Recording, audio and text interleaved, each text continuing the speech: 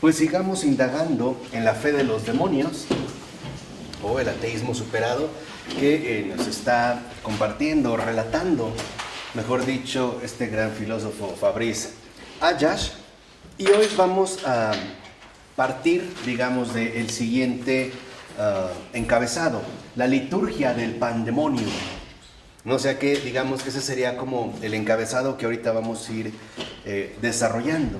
Entonces, lo primero, aquí nos recuerda Ayash, es que para lograr percibir mejor el peligro que ciertamente se cierne sobre nosotros, nos acecha y se nos acerca constantemente, dice, y que se vuelve tanto más terrible cuanto más a salvo nos creemos de él, ¿no? Nos recuerda Santo Tomás de Aquino lo siguiente, que el pecado del ángel no supone la ignorancia, no, lo sabe. Más bien, lo que supone es ausencia de consideración de lo que se debe. Esto no. O sea, una cosa es saber y otra cosa es la ausencia de considerar lo que se debe. No en este sentido. O sea, finalmente sabe, pero no tiene en consideración lo que se debe. ¿Qué es lo que se debe? Lo que Dios quiere. Aquí, digamos, ya hay como una fuerte oposición. Y dice, por ejemplo, sigue diciendo Tomás de Aquino, es como si comparamos a alguien que decide rezar y lo hace, pero sin observar las reglas litúrgicas instituidas por la Iglesia. Aquí hay, digamos, como esta línea muy clara.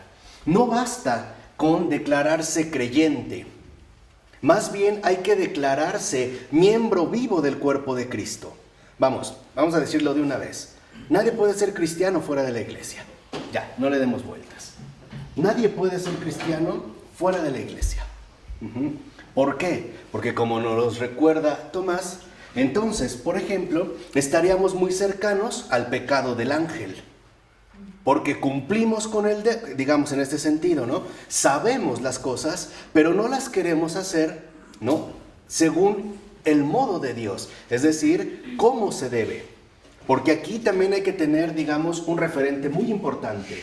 No basta con decir que amamos a Dios o que lo adoramos. Hay que adorarlo como se debe, es decir, como a Él le agrada, como Él quiere. Y Él ha sido tan concreto que nos ha dejado un camino precisamente establecido para que nosotros recorramos el camino que Él nos ha dado. Y este camino es la iglesia, nos guste o no. Y desde ahí hay que aprender, porque ciertamente la iglesia no es un invento humano, no está creado al gusto humano. Por eso incluso para el propio creyente, la iglesia también de cierta manera es un desafío constante, tanto a su capacidad de comprensión como a su capacidad de actuación. Dicho de otra manera, la iglesia siempre incomoda, tanto para el creyente como para el no creyente. ¿Y por qué incomoda? Porque siempre exige más de lo que el ser humano puede dar. Por eso es que incomoda a la iglesia. Vuelvo a repetir, tanto para el creyente como para el no creyente. Así que, por favor, no simplifiquemos la realidad de la iglesia. No queramos una iglesia hermosa, pero carente de gracia. No queramos una iglesia funcional, pero sin santidad. No queramos una iglesia eficiente, pero sin caridad. Hace dos cosas. Incomoda al que no quiere amar a Dios y pone en estado de arrepentimiento, ¿sí? Al que quiere amar a Dios. Sí. Esa es la contradicción que hace. Incomoda, pero del otro lado, si quieres amar a Dios, te pone en estado de arrepentimiento, sabiendo lo grande que es Dios y lo pecador que eres tú. Sí, o sea, finalmente es una incomodidad, vamos, por decirlo en pocas palabras, la iglesia es la gran incomodidad ante la verdad. Cuando alguien dice que la verdad incomoda, es cierto. ¿Por qué incomoda? Porque la verdad siempre nos muestra, por un lado, aquello de lo que carecemos o de lo que presumimos pero no tenemos, y por otro lado, también nos muestra lo que sí tenemos, pero al mismo tiempo nos deja clara la insuficiencia de esto. En pocas palabras, por ejemplo, la iglesia bien puede ser que nos muestre que no tenemos caridad y lo sentimos justamente como una falta, ¿no? Incluso como un pecado. Pero también la iglesia nos deja claro, por ejemplo, que aunque tengamos caridad, esta caridad es todavía demasiado pequeña. Por no decir una caridad prácticamente minúscula, extremadamente reducida. Y esto, por ejemplo, en el caso de, pongamos el primer ejemplo en el caso del no creyente. El amar a los enemigos, a la luz de la verdad, muestra que en efecto lo que llamamos caridad no es tal. ¿Qué pasa con el caso del creyente? El creyente puede creer que en efecto tiene caridad. Sí, pero cuando vemos, por ejemplo, algunos ejemplos concretos de santos, nos sentimos minimizados. Decimos, no, qué poca cosa. O sea, sí, ¿no? Sí tengo caridad, pero la verdad es muy poco. No sé si me explico el sentido en el cual la verdad se manifiesta y pone al descubierto, digamos, saca a la luz todas las cosas. Entonces, lo primero, ojo, que aquí debemos entender es que sí hay, por decirlo así, acuérdense que el demonio es el gran usurpador, el tergiversador. No tiene creatividad propia.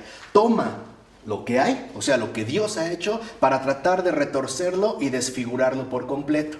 Entonces, lo primero también que debemos entender es que hay un doble sentido de lo demoníaco. ¿En qué consiste este doble sentido, entonces, de lo demoníaco?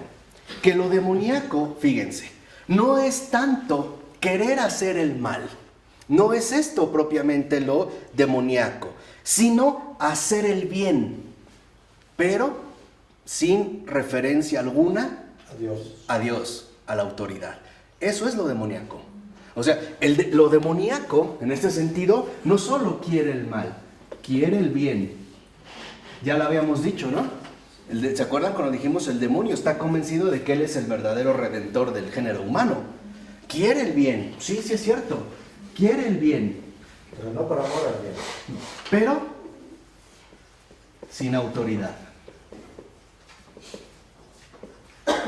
Sí, pero hay que aclarar, quiere el bien para el engaño. Sí. Como el fin es el engaño. Sí.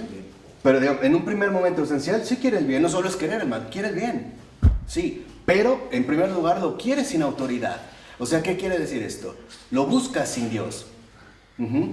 Y al carecer de Dios, entonces este supuesto bien termina acabando muy mal. Este es, digamos, como en un primer momento el resultado.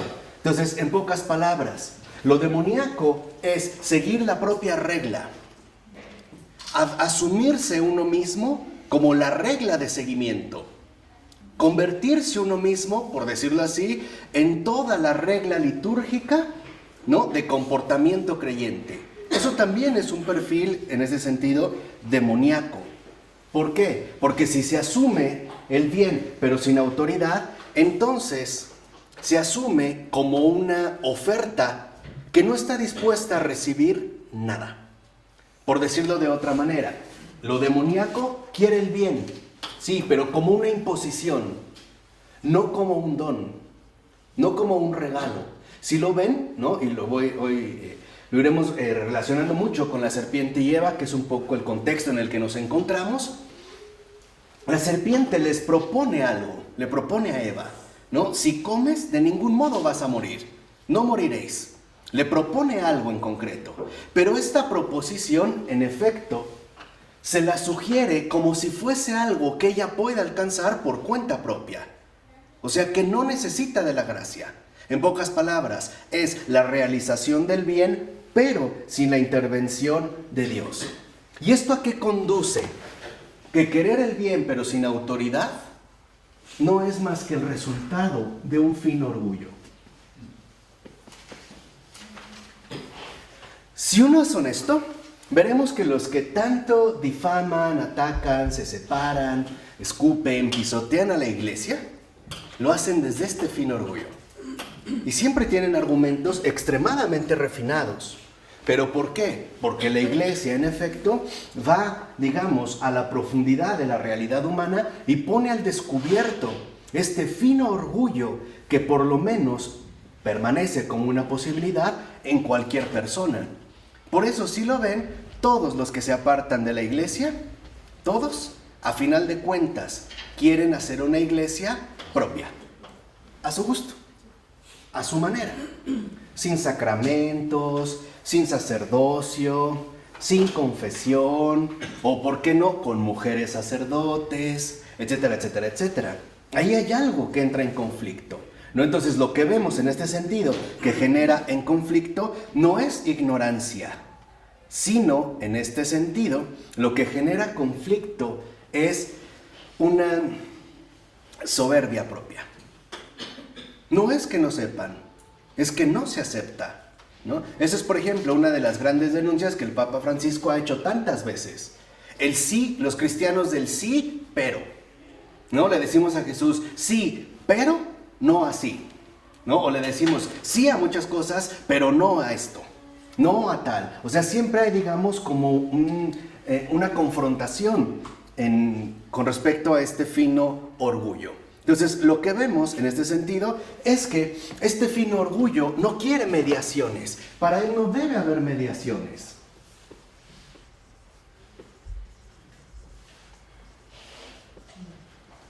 Por ejemplo, ¿por qué te vas a ir a confesar con otro ser humano que quizá es peor que tú? No, hazlo tú directo. ¿Cuántas gentes no dicen en espíritu demoníaco? No, pues Dios sabe mis pecados, yo se los digo a Él. ¿Por qué voy a tener que recurrir a una mediación? ¿Por qué carajo necesito un sacerdote para confesarme? ¿Por qué necesito la mediación de una iglesia? En este sentido, ¿no? Para poder encontrarme con Dios. ¿Por qué? No quiero mediaciones. Lo quiero, por decirlo así, ¿no? Todo lo quiero de manera directa. Y por lo tanto, si no debe haber mediaciones, esto involucra que tampoco puede haber un mediador. ¿Esto a qué nos lleva? Pues al cristianismo al cristianismo reducido a moralismo.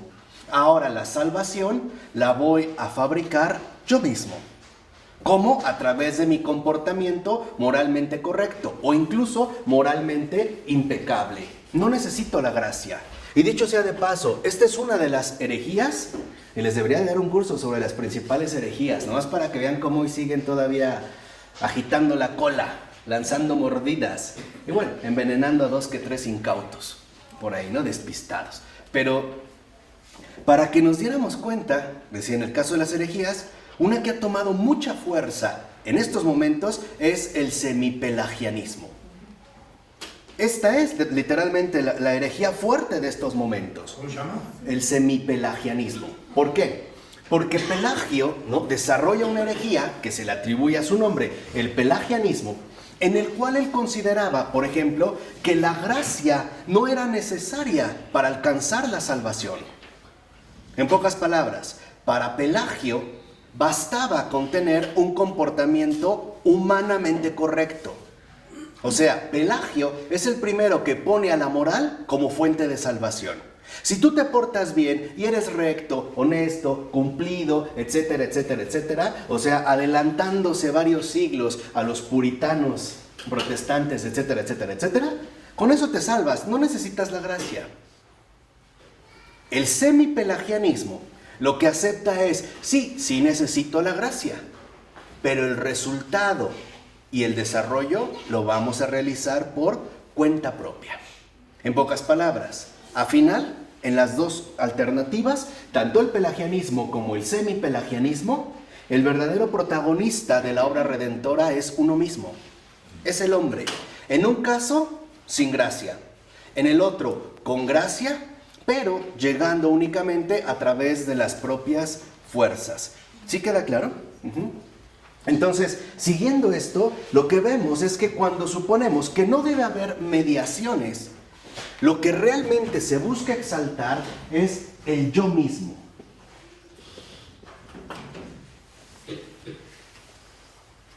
Sigue siendo la afirmación, el eco, por decirlo así, diabólico, que resuena en muchas de las pretensiones que el mundo moderno ha querido instaurar como norma y regla de vida para todos los seres humanos. Hoy lo vemos incluso hasta en situaciones prácticas bien cotidianas. Hágalo todo usted mismo. Váyase a un Home Depot, compre su librero y usted ármelo. Es más, ni siquiera va a tener que necesitar la ayuda de alguien. Ese es uno de los sutiles desprecios del prójimo de nuestro mundo industrializado, ¿no? De nuestro mundo facilitado. Hágalo usted mismo. No necesita de que alguien lo ayude, no necesita mediaciones. Por eso los productos que nos venden, por ejemplo, están, diseñados para que no tengamos que acudir a otra persona. Esto también tiene que ver con la cuestión desechable. Antes quizá, ¿no?, podías acudir a ciertos oficios. El carpintero, el plomero, el electricista. Hoy cada vez es más difícil encontrarlos, porque todo se ha vuelto literalmente desechable. O sea, descartable, sin mediaciones. Cuando esto se aplica en el caso de la creencia, lo que en último término está resonando es, dijimos, el yo mismo. Entonces, ¿qué sigue? Que siempre, ¿no?, que se trate de un misal, de una liturgia, de una iglesia, de una religión, de un credo confeccionado ad hoc, de uso personal, o para la secta del momento, está bien.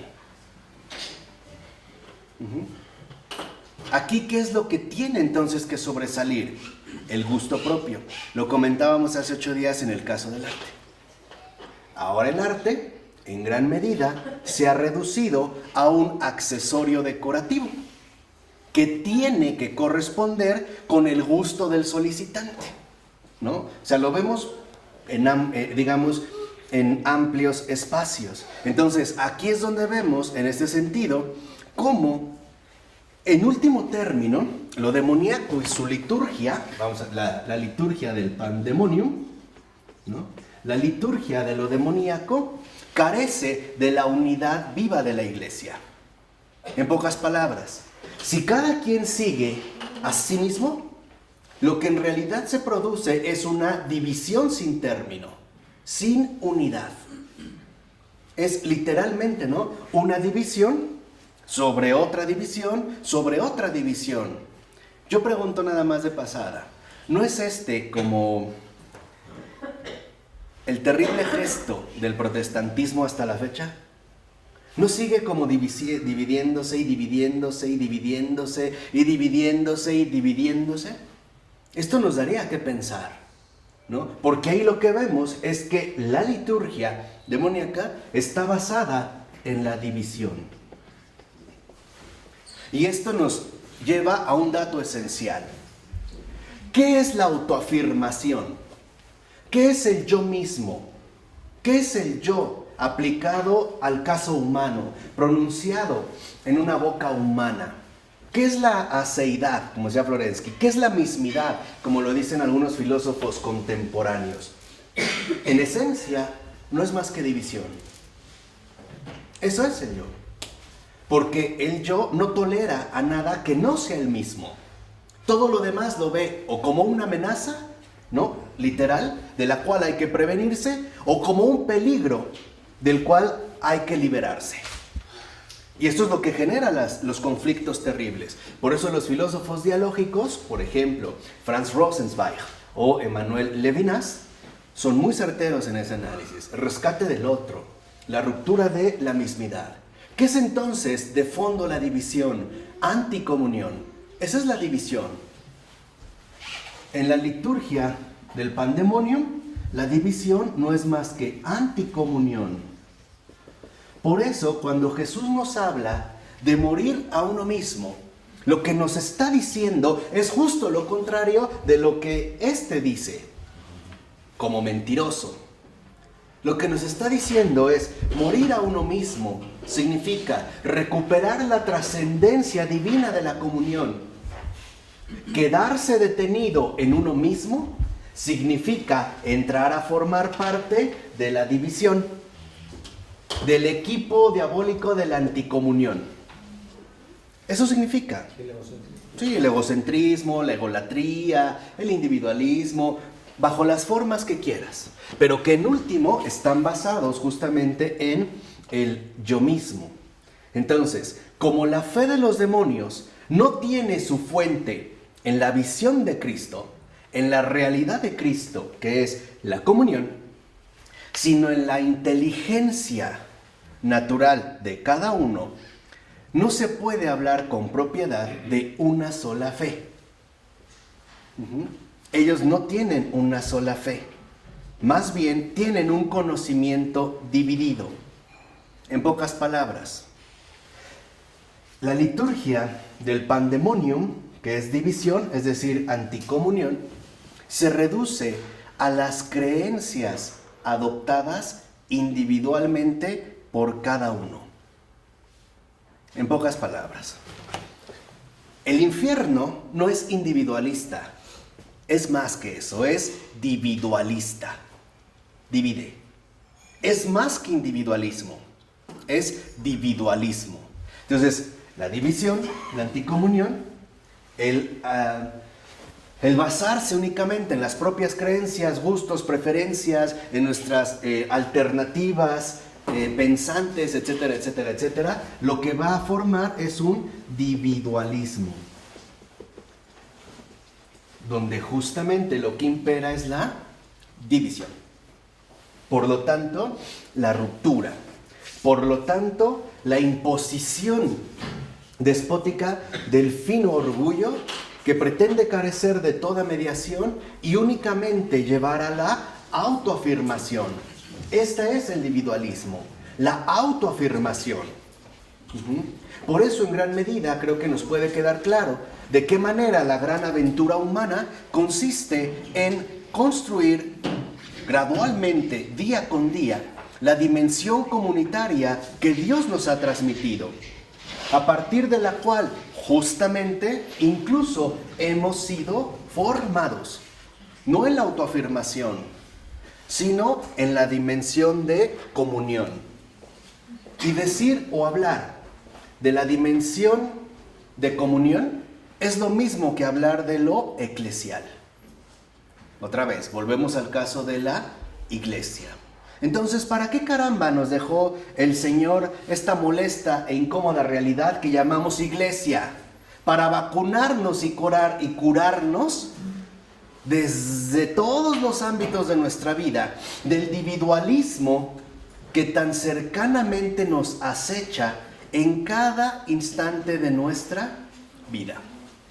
Por eso, ¿quién lo afirmó, a mi entender, de la manera más tajante? Santo Padre Ignacio de Loyola, ese dulce y severo padre. ¿Por qué? Porque cuando viene la cuestión protestante, ya sabemos, fomentada por el movimiento de Reforma, Ignacio de Loyola se dio cuenta muy bien en discernimiento que de fondo lo que palpitaba ahí era un fino orgullo.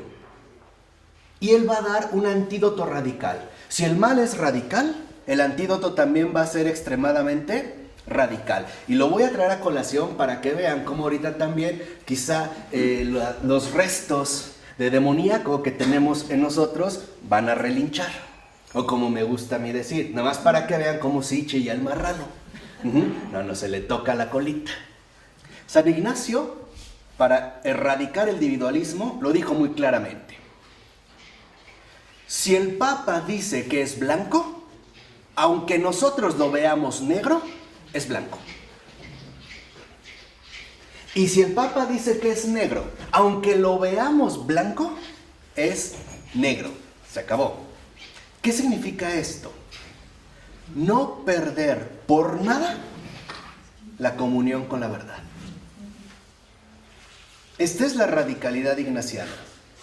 En ese sentido de formulación. Para eso es el discernimiento ignaciano. Para eso son los ejercicios espirituales de San Ignacio. Para no perder la comunión con la verdad. No dijo, si el Papa dice negro, pero tú lo ves blanco, duda del Papa. No, duda de ti. El que se ha equivocado eres tú. Porque si empiezas a romper las mediaciones, lo que va a empezar a aflorar cada vez más es el fino orgullo del yo mismo que terminará hundiéndote en la anticomunión del individualismo. En pocas palabras, serás presa fácil de lo demoníaco. Por eso el voto radical de San Ignacio era obediencia ciega al Papa. ¿Hoy no nos resulta escandaloso decir algo así? ¿No sentimos de antemano como que eso es demasiado? Como que tenemos que ser por lo menos críticos y abiertos y consecuentes con lo que sucede. O sea, finalmente, ¿no estamos tan decididos a que la verdad decapite la cabeza del yo mismo? Nuestro mayor peligro espiritual, vamos, lo voy a decir como es. Si no somos santos en estos tiempos, es porque estamos bien penetrados de forma profunda bajo muy diversas formas de autoafirmación. Por eso no somos santos. El único enemigo, el verdadero enemigo de la santidad, no es ni el diablo, ni el infierno, ni el pecado. Ya quítense esa idea. El real y verdadero enemigo de la santidad es la autoafirmación. Ese sí es el enemigo. Y esa es nuestra acechanza permanente. Esa es justamente la debilidad que el pecado nos ha dejado. El buscar erigirnos en monumentos propios, en templos autoconstruidos, en paraísos artificiales, dueños tanto de su propio destino como de su propia felicidad. Conocedores del bien y del mal a tal extremo que la única medida que logra enjuiciar, medir, valga la redundancia, todas las cosas es el yo mismo. Dense cuenta en nuestro lenguaje coloquial cómo hablamos. Alguien dice, por ejemplo, le dices, oye, ¿tú qué opinas? ¿Qué piensas? Bueno, pues yo creo, o sea, como si no, los demás no me interesan. Parto de mí. En mi opinión, según yo, los demás no me interesan. Y este es ya como una sombra permanente que nos ha estado a nosotros perjudicando mucho. Entonces, lo que vemos es que en efecto, el alma del perverso, el alma del malo y de los malévolos está desgarrada sin cesar. No hay unión. Está dividida siempre en lucha, ¿no?, contra sí mismo. Por eso dice, el demonio no puede recogerse. No puede recoger, no puede unificar. Entonces, ¿qué hace? Sale hacia afuera a promover ¿el qué? El individualismo. ¿No es hoy la tendencia profunda, es decir, espiritual, que trae consigo la llamada ideología de género? ¿No es esta su fuerza y por lo tanto su seducción? El que incluso aunque hayas nacido niño o niña, nadie te diga lo que eres, sino que lo decidas por ti mismo. ¿Sí lo alcanzan a ver? ¿No es esta la fuerza y la seducción? ¿No es también la fuerza y la seducción que ha sustentado, por ejemplo, el auge de la eutanasia, el suicidio asistido, etcétera, etcétera, etcétera? Que nadie decida por ti. Incluso haz un papel en el que digas que si estás bajo ciertas circunstancias, debido a las más diversas razones o acontecimientos, te desconecten. Es decir, incluso tú decide por ti mismo. ¿No es esto lo que ha tomado mucha fuerza? Dejarlos hacer lo que quieran. Eso es lo que dice el diablo. Yo los dejo hacer lo que quieran. El otro, porque nunca lo pronuncia, el diablo jamás pronuncia los nombres ni de Jesús ni de María. Habla de él o ella, o el señor o la señora. Nunca pronuncia sus nombres. Pero para él, el otro, él, el señor, esa señora, los someten en obediencia. Yo no. Yo soy la verdadera libertad. Yo soy el que te conduce a tu verdadera realización. El que te libra de las ataduras que vienen del cielo, del peso, de las cadenas de lo celestial. Aquí en el infierno hay pura diversión. Aquí en el infierno cada quien hace lo que quiere. O sea, pudrirse más y más. Eso es lo que nos dice. Su invitación es siempre seductora, pero nunca es, en este sentido, la verdad. Ahora, ¿qué es entonces lo que podría caracterizar a este reino en algún punto o principio unificador. Por decirlo así, en este país de Legión, o sea, en el infierno, ¿qué los mantiene a su pesar? Juntos, por lo menos, si no unidos, juntos. El odio al mismo enemigo. Por eso están ahí. El individualismo solo logra conservarse unificado a partir del odio. Es lo único que los une. El odio hacia el mismo enemigo.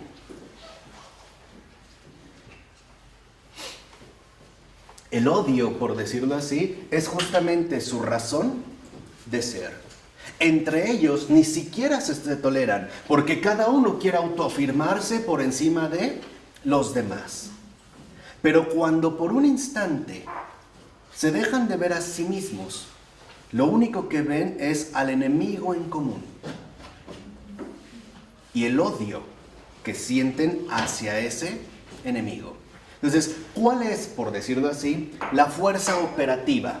El combustible que mantiene activo el infierno. El odio.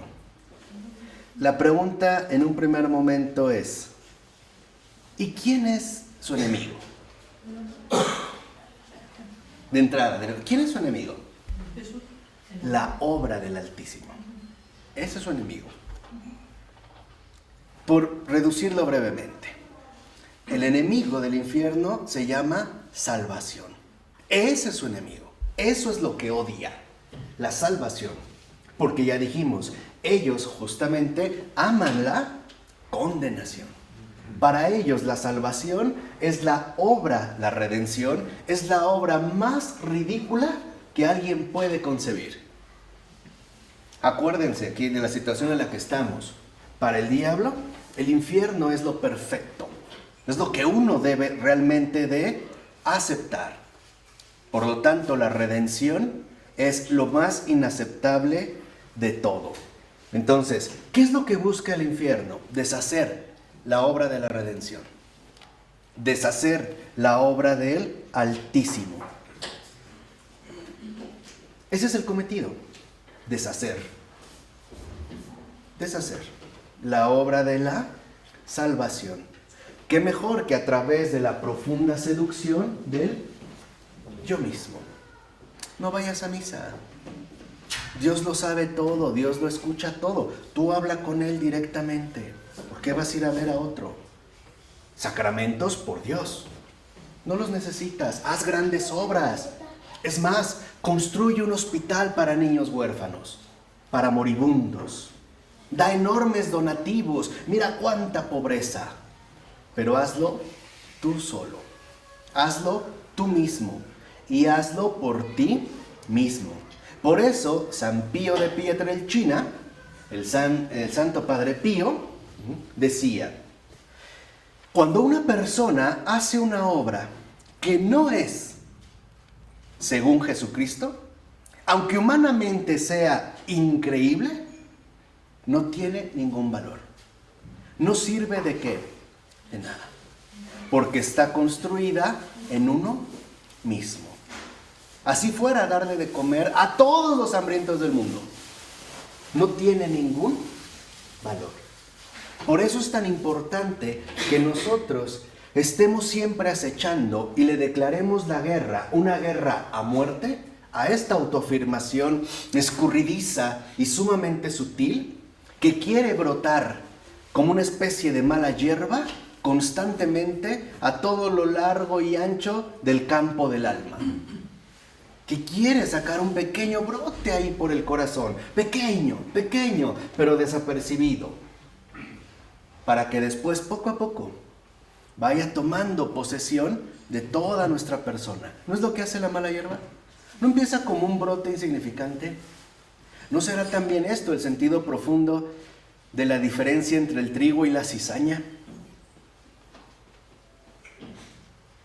No hay que ser sumamente contemplativos para distinguir una de otra. ¿Qué realmente es trigo? ¿Qué realmente es, en este sentido, cizaña?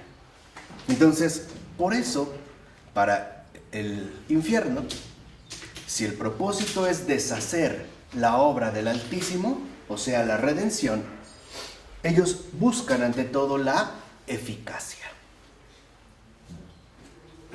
¿Cómo se logra deshacer la obra de la redención? Pongamos al descubierto el secreto de los infiernos. Muy sencillo. Haz que prevalezca el éxito del yo. Esa es su arma. Esa ha sido su arma desde el principio. ¿No es lo que usó con Eva? ¿No es lo que sigue usando hasta la fecha?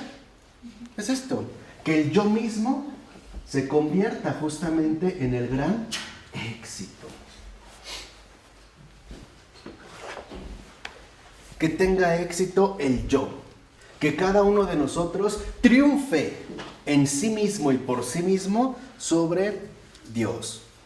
Por ello es tan importante que nosotros no temamos ante el fracaso del yo mismo.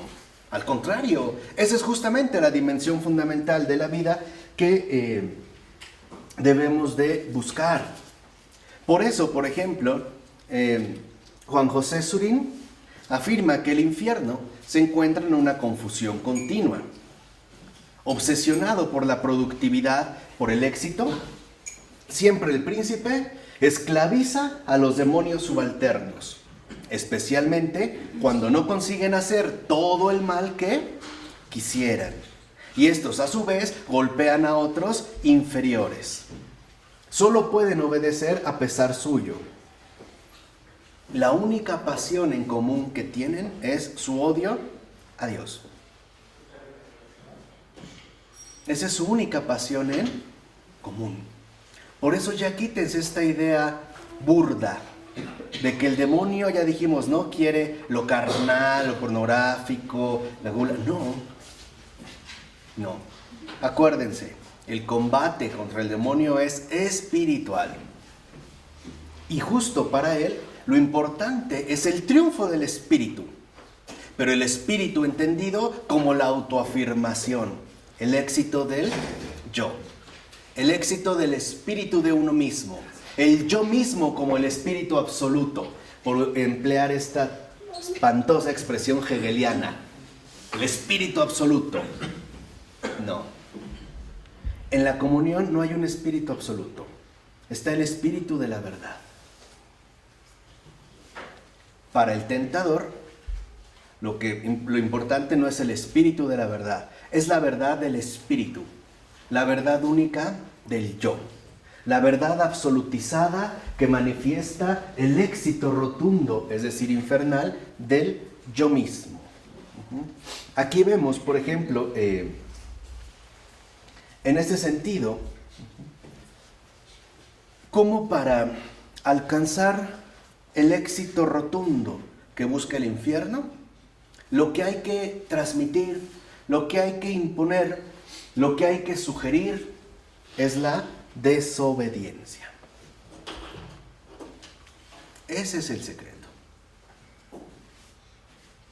Para que el yo mismo se convierta en el gran éxito, en la obra maestra de lo demoníaco, hay ante todo que promover siempre la desobediencia. De ahí parte el éxito. Si quieres que el infierno tenga éxito, vuélvete cómplice y promotor de la desobediencia. ¿Cuántas veces no lo hacemos incluso de manera ingenua, automática? Oye, mamá, mi papá me dijo que tirara la basura. Ay, no le hagas caso, hombre. Déjala, no. Tú vete, no lo hagas. Partidarios del infierno. Y peor de todo, sin saberlo. Como si fuera realmente algo adecuado. Oye, mamá, me dijeron que mañana tengo que llevar mis tenis blancos. Ay, no les hagas caso. Tú llévate los negros. Si te regresan, mejor, te vienes a ver la tele. Aquí desayunamos juntos unos waffles. La desobediencia. Ahí está. Y no está bien arraigada incluso en nuestra cultura. No es parte fundamental de lo que nos explicó Ayash cuando decía, sí, voy. Sí, jefe, ajá, lo que tú digas. Pero arraigado justamente en la desobediencia. Este es, digamos, como una parte fundamental. ¿Por qué? Porque aquí es curioso lo siguiente. Vean. Lucifer, ¿no? En este sentido, se fundamenta en la desobediencia. Entonces, cuando él dice a su vez, no serviré, se le sirve. ¿Entienden su sutileza? Por ejemplo, cada vez que el hombre dice, no obedeceré, imita a Lucifer. En ese sentido, adopta el perfil o comparte, vamos a decirlo así, la preferencia luciferina. Es seguir el mismo rasgo. Entonces, por ejemplo, escuchen esto, cuando se desobedece a Dios, se obedece a Lucifer. Y esto es inevitable. Si yo le digo a Dios no, por consecuencia, o como consecuente, es un sí a Lucifer. Y eso es lo que él busca. Nunca es, digamos, el ataque como directo.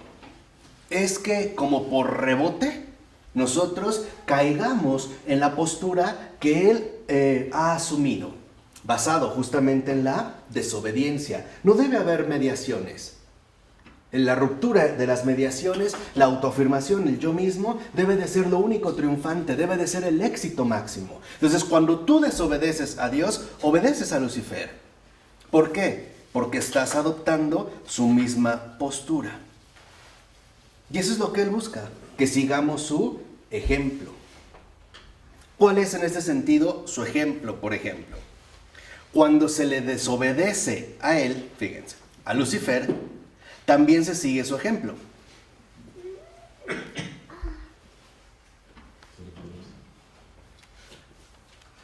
Porque él es, por así decirlo, la radicalidad plena de la ¿qué? Desobediencia, ¿no? Aunque sabemos que sea para condenación suya.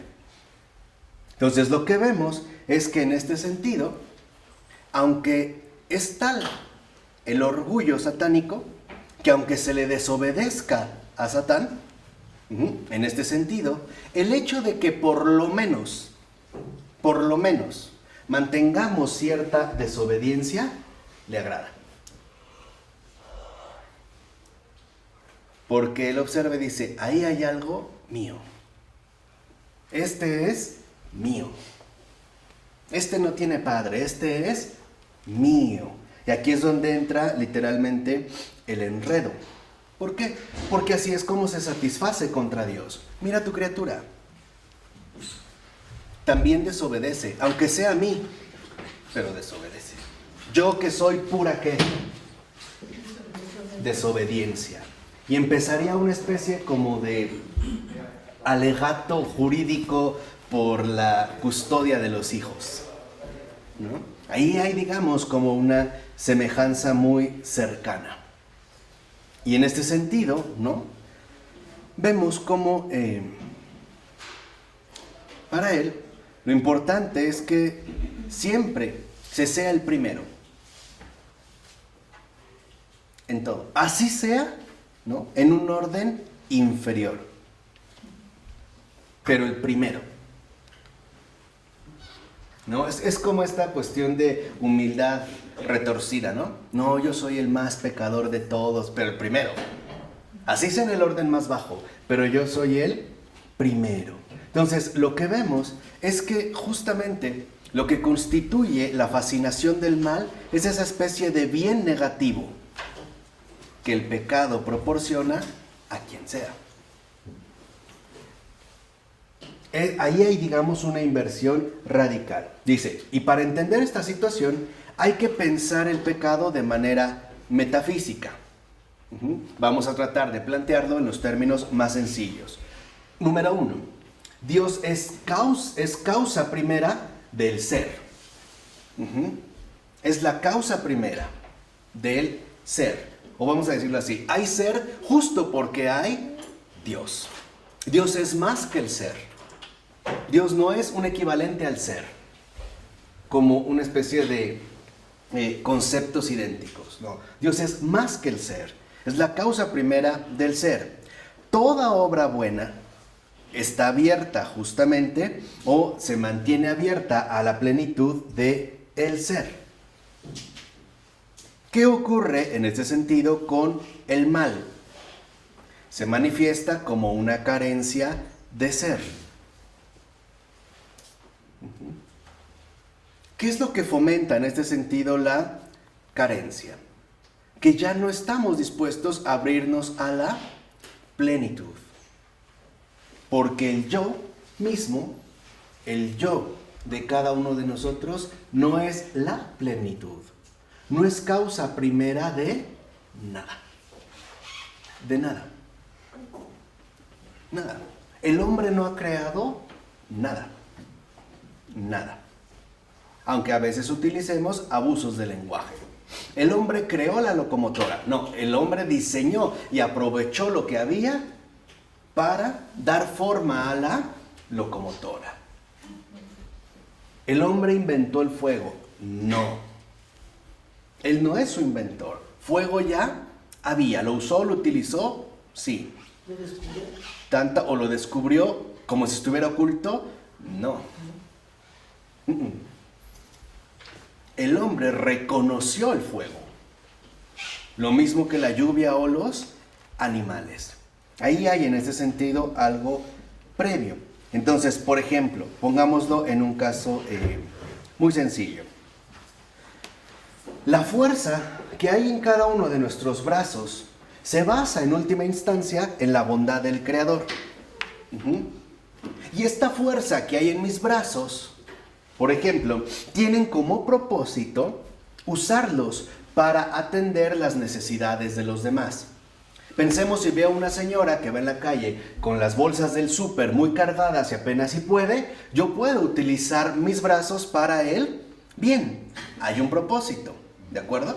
Ahora, ¿qué pasa si en lugar, por ejemplo, de ayudar a esta señora, yo los utilizo para ahorcarla o para arrebatarle las bolsas? Mis brazos ya dejan de ser. Han perdido su ser. Ya no son lo que estaban llamados a ser. Nos sacan de la comunión. ¿Sí se entiende un poco? Y esto es fundamental. ¿Por qué? Porque es justamente lo que él busca. Desviación.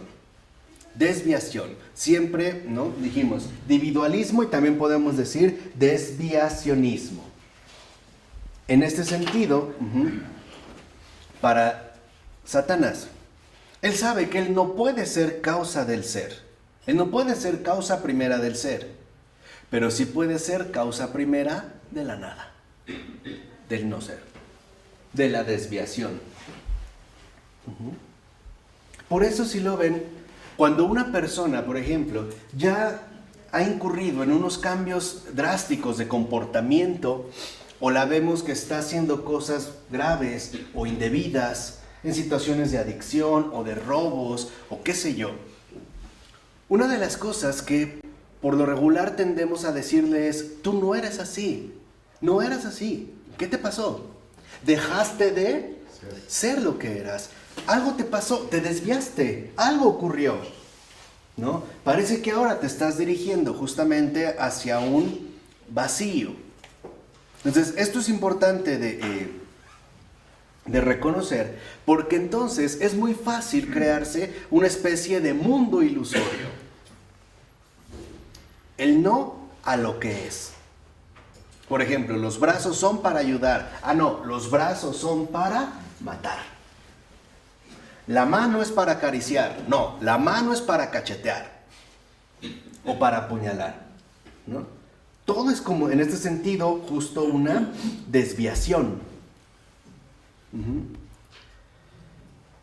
Una zanahoria es para comer.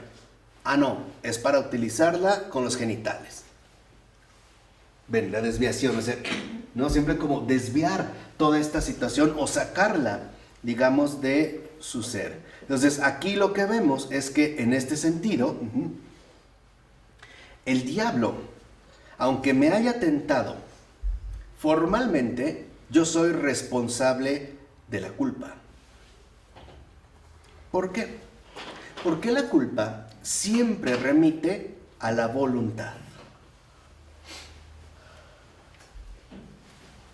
Una persona puede decir que ella no quería eso, pero si lo realizó es porque sí lo aceptó con voluntad. En pocas palabras, lo hizo porque quiso. Eso era justamente lo que quería. Entonces, en este sentido, lo que vemos es que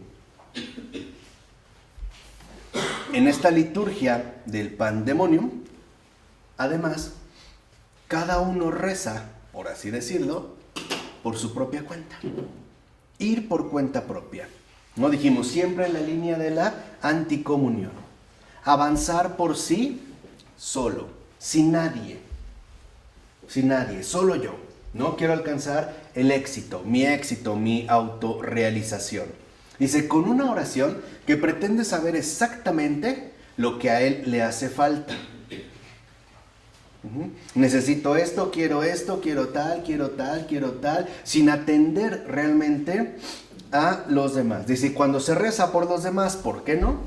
Es porque uno los representa y lo hace para obtenerles un bien que se ha decidido por y para ellos. Es siempre la imposición sobre los demás. ¿Cómo? Nos recuerda, como cuando se pide alojarse en unos puercos. Déjanos, ¿no?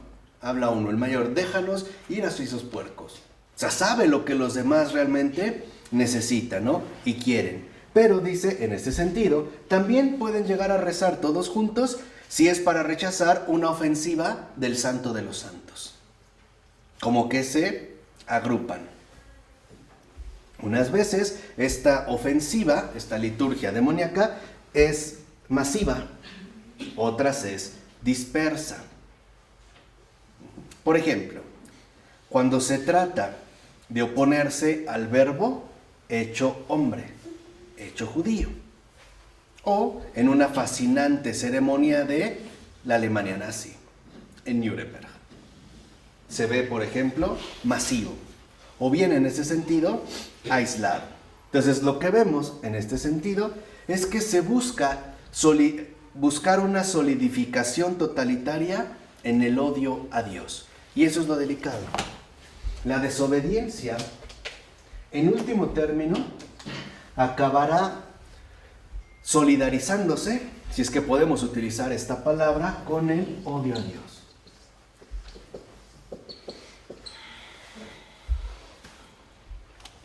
Porque el odio a Dios es, ¿por qué Él? Y no yo. Más bien yo, no Él. Voy a hacer las cosas a mi modo. Voy a hacer las cosas finalmente a mi manera. Por eso dice en este sentido también Ayers. Se trata de una especie de orgía impersonal, en pleno funcionamiento. Una competencia feroz entre individuos. Así es la pulsación infernal. ¿No les parece? Por ejemplo, piensen en la muchedumbre que ataca a Jesús cuando lo llevan en la cruz, ¿no? O, de manera aislada, cuando pensamos en Gestas, que está al lado de Jesús uno y que lo sigue, ¿qué? Atacando. Puede darse, dijimos, de forma masiva o aislada. Pero esta orgía impersonal en funcionamiento, dando competencia feroz entre individuos, ¿no es a veces como el perfil que han adoptado las ciudades contemporáneas?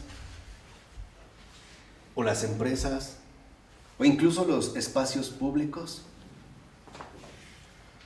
¿No es como un perfil extraño donde pareciera que lo que queremos es devorarnos mutuamente unos a otros? ¿No se vio en los saqueos, por muy teatrales que hayan sido? ¿No era este el perfil, por así decirlo, como el que llevaban? Y esto es importante de entender, justamente el hecho de que no compartamos de ninguna manera esta liturgia del Pandemonium. que aprendamos en este sentido también a velar y orar, a permanecer atentos y vigilantes. ¿Por qué si no? A partir de que se empiece a dar, ¿no?, el éxito buscado, productivo, eficaz del yo mismo, y por lo tanto el crecimiento en la desobediencia, dijimos, el resultado final será el odio a Dios. Y también no solo odio a Dios, a una especie de reclamo constante, a una especie de cuestionamiento interminable. Por ejemplo, ¿por qué Dios ha hecho las cosas de este modo y no de otro? ¿Por qué Dios ha querido que solo los hombres fueran sacerdotes y no las mujeres? ¿Por qué Dios no permite, en este caso, la ordenación de mujeres? No es una cuestión moral, no es una cuestión histórica. Entiendan la raíz de la que está brotando. Se está buscando justamente establecer o que brote a partir del odio a Dios, una incomodidad. ¿Por qué Dios quiere, por ejemplo, que en Cuaresma no pueda comerme mi delicioso tibón que tanto me gusta? Es ridículo. Porque si lo ven, siempre van hacia las cuestiones sacramentales. ¿Por qué nos tenemos que casar si ambos sabemos que nos amamos? ¿Que no somos adultos? A mí no me gusta forzado. No tengo que firmar un contrato para demostrar mi amor. Si lo ven, de fondo lo que en efecto se está proponiendo es un odio. Porque este rechazo, lo dijimos, solo uno rechaza lo que no ama. ¿Y qué significa no amar algo? ¿No es odiarlo? De fondo, no amar algo es odiarlo. Por eso es que se le rechaza. Entonces lo que se empieza a promover es el rechazo. Por ejemplo, con cuestionamientos tan concretos como el ¿por qué? ¿Por qué esto? Por ejemplo, ¿por qué Dios no ha querido producir signos lo bastante fuertes para nosotros? Cuando una persona dice, a ver, si Dios existe, ¿por qué ha permitido o por qué permite las violaciones, los asesinatos, el hambre? Pon atención y verás cómo habla desde el odio. Hay un odio latente ahí. Hay un odio, hay una molestia, hasta hay un enojo. Esto es lo que quiero que entiendan. Este es el nivel profundo. No son capaces de contemplar con serenidad las cosas. ¿Por qué? Porque no están en la comunión con el Señor. No están viendo a Dios. Se están viendo a sí mismos. Y las fantasmagorías que su yo elabora. Porque si Dios existiera, tendría que hacer esto, esto y aquello. Es la única manera en la que quizá nos sentiríamos complacidos, ¿no? Lo vemos como se lo dijeron abiertamente a Jesús en la cruz. Si de verdad eres el Hijo de Dios, a ver, baja de la cruz y te creeremos, ¿no? Lo que le están diciendo es, si de verdad eres Dios, compruébanos, dejándonos satisfechos con lo que te pedimos. Queremos que coincidas exactamente con nuestra forma de pensar.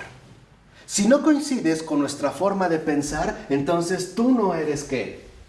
Dios. ¿No le dijeron a Poncio Pilato, quita eso del rey de los judíos? No eres Dios. Para nosotros no eres Dios. Quizá tú en sí mismo eres Dios, pero para nosotros no. No has logrado satisfacer nuestro modo de pensar. ¿No es esto lo que está latente, por ejemplo, en el proceso de Jesús hasta la fecha? ¿Por qué rechazar a Jesús? Vayamos al fondo. No es porque creamos que sea Dios. Es porque no es el Dios que hemos pensado, no es el Dios que queremos, no es el Dios que en efecto nos dejaría a todos verdaderamente contentos. ¿Qué es Dios? Está bien, pero este Dios no coincide, no embona con mi yo. O es mucho, o es demasiado ¿qué? Poco. O es demasiado, o es nada, o casi nada. Por ejemplo, las inquietudes de ver, ¿por qué en el momento especial de la consagración eucarística no se abre el cielo?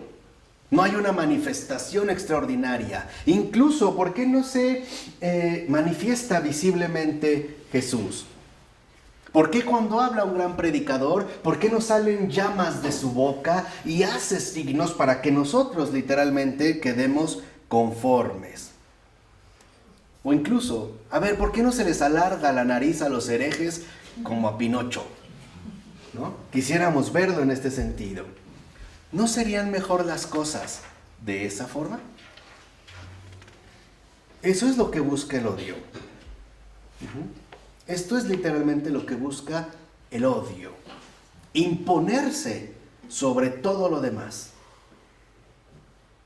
Y si eso demás, eso otro, no encaja con mi yo, entonces definitivamente no puede ser aceptado. ¿No es eso el odio? No, el odio es la exclusión radical de todo aquello que no es como yo lo pienso, lo quiero o lo decido. ¿No es este odio metafísico del que estamos hablando el que fomenta que aparezcan campos de concentración, es decir, de exterminio? ¿Por odio? Por todo aquello que no es como yo lo quisiera o lo quiero o lo pienso o lo deseo. ¿No es este odio también el que puede llevar simple y sencillamente a ser infieles en un matrimonio? Porque quizá esta mujer no es como yo quiero, espero, me gustaría, pensaba, suponía, creía. Siempre está como el impertinente yo queriendo intervenir. De hecho, si lo recuerdan, espero que sí, este yo mismo es justo lo que Pavel Florensky también llamaba la sombra. Esa es la sombra. Es la sombra que todo lo quiere ensombrecer. Ese yo mismo es la sombra que lo único que sabe es transmitir tiniebla. Porque el yo mismo es no apertura a la luz. El yo mismo en tanto afirmación no es más que alejamiento, distanciamiento con respecto a la verdad. ¿Quién lo vio muy bien? El gran escritor George MacDonald, por ejemplo, que es el gran maestro tanto de C.S. Lewis como de Chesterton y de muchos otros. Él escribe un cuento muy bello donde narra, lo que es en Fantastés, donde él narra que hay un joven que siempre que se despierta y abre la ventana ve el mundo maravilloso. Entonces, por ejemplo, ve una flor y corre, y cuando se acerca siempre la ve sombría. Y lo mismo le pasa con una rana o con un insecto o con un pasto radiante. Hasta que finalmente se da cuenta que lo que ocurre es que siempre que se acerca demasiado, su sombra se le adelanta. Y es su sombra la que oscurece la realidad. Este era el llamamiento, me parece a mí, muy profundo de George MacDonald. Estar alerta contra el yo mismo, porque está ya acaparando o dominando, ¿no?, la realidad humana. Y lo escribió desde el siglo XIX. De hecho, si conocen Alicia en el País de las Maravillas, de Lewis Carroll, Lewis Carroll era el gran amigo de George MacDonald. Y escribió ese libro y le puso Alicia por una de las hijas de MacDonald, que se llamaba Alicia. Creo que tuvo 9 hijos, entre ellas varias niñas. Y eran el tío Luis, le decían, porque llegaba a platicar. Pero esta es una imagen muy fuerte. ¿Por qué? O sea, ¿y por qué es, digamos, en este sentido importante? Porque el odio a Dios, en un primer momento, no es afectivo, es intelectual. ¿No son nuestras mayores inquietudes la cuestión intelectual? ¿No es cuando empiezan justamente con algunos cuestionamientos intelectuales, con ideas que parecen revolotear por nuestra cabecita y que poco a poco nos van dejando una especie de incomodidad mayor? ¿No es cuando a veces las preguntas parecen empezar a rondarnos como moscas? Aquí es cuando nosotros debemos entender que muchas veces nuestra dimensión intelectual es justamente penumbra, una especie de penumbra. Ensombrece. La luz de Dios. No se deja iluminar. La inteligencia está llamada a dejarse iluminar. Y solo la inteligencia se ilumina cuando uno se expone a la verdad. Porque es una exposición, en el sentido literal, como cuando alguien dice que se expuso al sol, ¿no? Se expone al sol ante algo que definitivamente no puede controlar. Está, en último término, más allá tanto de sus capacidades como de sus posibilidades. Eso es exponerse a la verdad. Y eso es quizá lo que, de alguna u otra manera, a cada uno de nosotros nos transmite un cierto temor. ¿Qué soy ante la verdad? ¿Y si en realidad me he equivocado todo este tiempo? ¿Y si creía tener razón en mis criterios, en mis modos operativos, en mi razonamiento práctico, en mis convicciones más profundas, es más, en mi vida religiosa? No está tan sencillo esa exposición. Pero el Señor, ya lo sabemos, nos invita a no tener miedo. Por eso es importante que nosotros también aprendamos la obediencia intelectual. Esto es fundamental, obediencia a la verdad. No dejar que nuestra inteligencia galope desbocadamente y nos quiera llevar a donde se le dé ¿qué? La gana. Esto muchas veces genera locura y genera problemas graves. Como cuando la mujer le marca al esposo para ver qué está haciendo y este no le contesta, y a lo mejor la inteligencia le sugiere una pregunta. Pues, ¿con quién está? Y de ahí ya sabemos, se hace literalmente, ¿no?, toda una revolución. O ya mi esposo no me dice que estoy bonita, ya no le gusto. De seguro ya anda con otra vieja, con esa zorra, ¿no?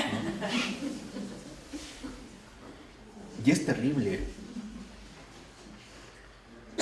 ¿Por qué? Porque en efecto lo que vemos, lo que estamos dando en este perfil es que si se quiere el bien pero sin autoridad, este principio infernal se aplica a todo. Que la inteligencia también sea autoridad de sí misma.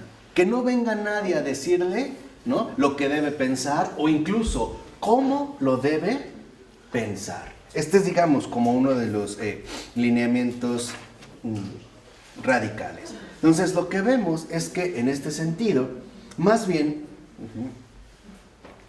lo que Dios justamente promueve, en hablando de esto, es que nosotros busquemos siempre la disposición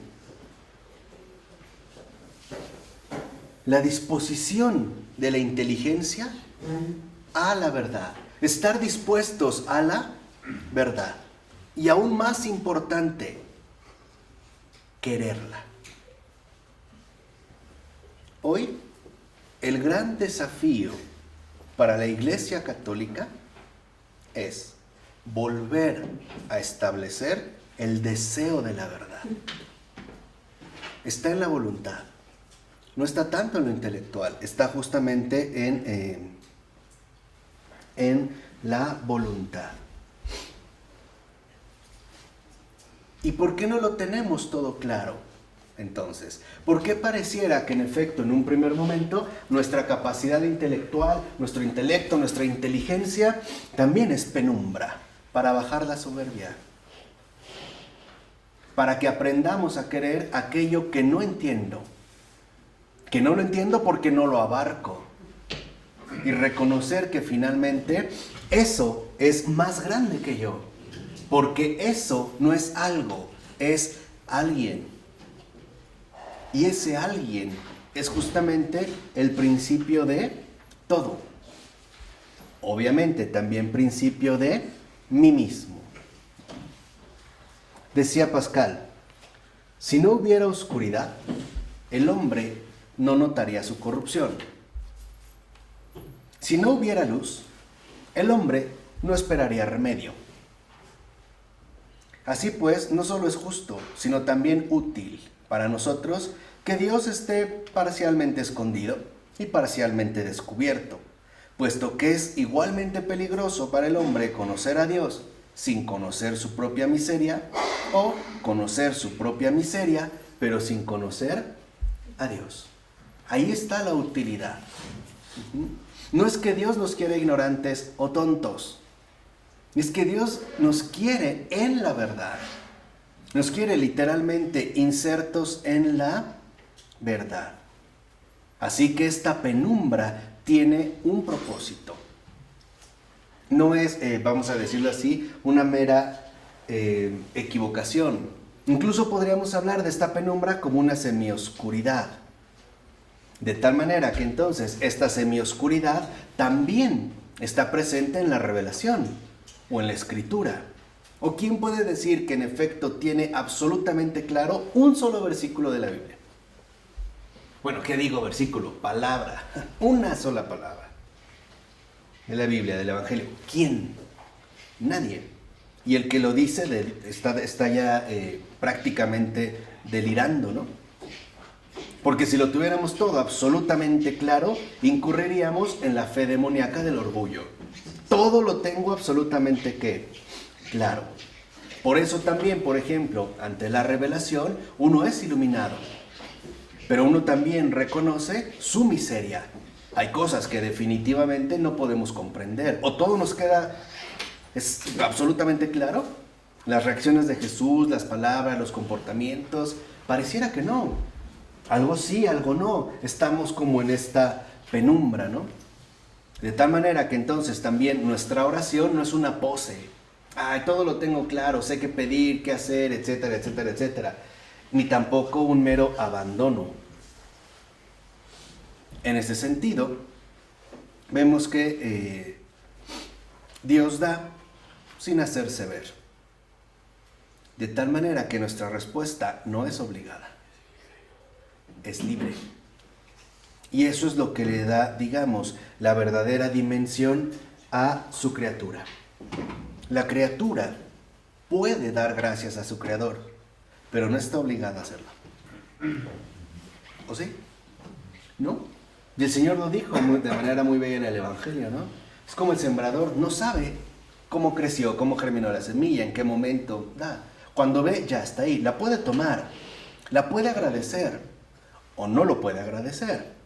Y lo vemos en el caso, por ejemplo, de nuestra propia existencia. Podemos dar gracias por estar vivos.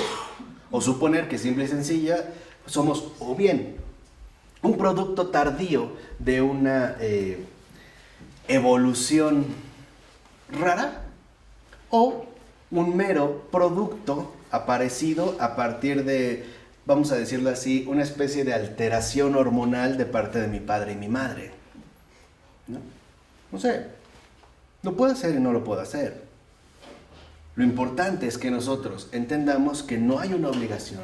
¿Por qué? Porque el amor en ese sentido es libre. Y aquí vemos también cómo se sigue manteniendo la libertad. En este sentido también lo que vemos, por ejemplo, podemos ir hacia él. Libre. Siempre de manera, en ese sentido, libre. Y por eso estamos llamados a ser testigos del misterio. Pero en esta libertad, el Eterno corre un riesgo. O bien la ingratitud del ateísmo, o bien el anticristianismo de la herejía. Y ambos se han dado. Vuelvo a repetir. En este camino de libertad se corre un riesgo. De hecho, este riesgo es fundamental al amor. Por muy bueno que yo sea con otra persona, no la puedo obligar a amarme, ¿o sí? No la puedo obligar. No puedo, aunque yo sea la mejor persona del mundo, no la puedo obligar. Porque el amor solo es una respuesta en libertad. El amor no es una obligación, por eso es un misterio. Por eso nos debemos de admirar de que mi esposa o mi esposo, mi pareja o lo que sea, hasta mi novio o mi novia, siga conmigo pudiendo estar con muchísimas otras personas mucho mejores que yo. No soy el centro. Más bien tendría que sentirme admirado de que siga a mi lado. ¿Sí se entiende? Esta es la contemplación del amor. Es decir, es pura gratuidad. ¿No? Esto sería, digamos, lo diferente. Pero en este riesgo el Eterno, en efecto, lo asume. Dijimos, o bien la ingratitud del ateísmo o el anticristianismo de la herejía. No obstante, ya sea el ateísmo, o el anticristianismo, o la herejía, a pesar de que puedan volverse virulentos, digamos como tomar fuerza o qué sé yo, no es tan grave como la fe de los demonios. Porque al estar promovida por hombres, por lo menos tienen la excusa de la ignorancia. Por lo menos podemos saber que se debe a la pesadez de nuestra razón, o a la pereza de nuestra inteligencia, o a la resistencia de nuestro corazón. Pero ahí hay algo, ¿no? En este sentido, es cuestión de corazón. En cambio, en los demonios no hay corazón. Todo depende de la lucidez brutal de sus inteligencias. De eso depende absolutamente todo. Ustedes vieron una película... ¿Lucy? ¿No es este perfil? ¿Y no nos resulta como seductor saber que podemos llegar a un extremo mediante ciertas sustancias que en efecto nos van a abrir como todo y regresar incluso hasta el origen de todo? ¿Se acuerdan? Que llega hasta que se convierte en algo trascendental, algo que ha dejado nuestras limitaciones humanas y no nos daban ganas de tomarnos esa pastilla o conectarnos a ese cable o algo así. Esa es la celeridad de la, digamos en este sentido, inteligencia. Así que entonces, ojo, entre el desconocimiento del ser humano que conserva o mantiene laborable su corazón y la certeza del que lo ha cerrado para siempre, lo segundo es infinitamente peor. Porque en el infierno no hay ignorancia. Hay, dijimos, ¿no?, una lucidez brutal. Aparentemente todo lo tienen claro. Todo. Tan claro que se buscan o se han propuesto deshacer la obra de la redención. Dijimos, Lucifer está convencido de que él sabe perfectamente lo que más nos conviene, lo que realmente nos hace felices, no aquel que incluso hace tonterías como dejarse clavar en un madero.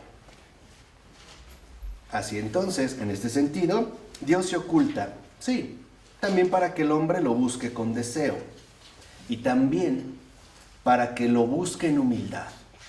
¿Qué significa buscar a Dios en humildad? Buscarlo y encontrarlo a través de sus hermanos, a través de su suegra, su hijo, su hermano, su perro, ese árbol, aquella flor, ese canario. Si lo ven, y espero que hayan seguido el recorrido, Dios nos lleva hacia Él siempre a través de ¿qué? De mediaciones. Siempre es a través de algo o de alguien. Siempre. ¿Qué buscaba hacer lo demoníaco? No debe haber ¿qué? Mediaciones. Las mediaciones son como el hilo fino y delicado con el que Dios va entretejiendo su obra. ¿Qué hace lo infernal? No. Trata de cortar justamente todos estos hilos. También las mediaciones incluyen las circunstancias de la vida. Claro, las circunstancias de la vida, los sacramentos, ¿no? Mis enemigos, o sea, todo a través de estas mediaciones. Siempre, siempre. Y en este sentido nosotros vemos cómo el Señor lo que promueve es que a través de las mediaciones nuestra voluntad no se quede rezagada respecto a la inteligencia, que no se quede retrasada, que siempre quiera el bien. Es decir, que en este sentido quiera que quiera amar. Entonces, ¿a qué juega Dios? Pues al escondite. Y dice Ayash, quizás ese sea uno de los sentidos esenciales de las palabras. yo los aseguro, el que no recibe el reino de Dios como niño, no entrará en él. ¿Y qué es lo principal que hacen los niños? Jugar, ¿no? Que está en Marcos 10:15. Dice, Dios nos da los signos precisos para que veamos bien que es invisible. Que para nosotros lo fundamental son las mediaciones, porque solo las mediaciones nos libran de la soberbia y del error. Nos libran de la soberbia y del odio, del orgullo y del odio, del éxito del yo mismo. ¿No son entonces las mediaciones las herramientas fundamentales que Dios nos ha dado para alcanzar la salvación? ¿Y no son las mediaciones justo la que parecen exigirnos en cada momento la obediencia? Trabajar la obediencia. Qué difícil en un mundo como el nuestro. Pero qué importante mostrar que sigue siendo algo fundamental. Porque para terminar, la obediencia siempre mantiene el espíritu de infancia. Siempre. La obediencia es lo que nos preserva del espíritu impuro. ¿Quieres vencer al diablo? Obedece a Dios. Obedece a sus mediaciones. Es la obediencia, no la desobediencia. Lo que finalmente, ¿no?, el Señor nos propone a partir de, digamos, de los modos para librarnos de estas trampas demoníacas. ¿De acuerdo? En nombre del Padre, del Hijo, del Espíritu Santo. Amén.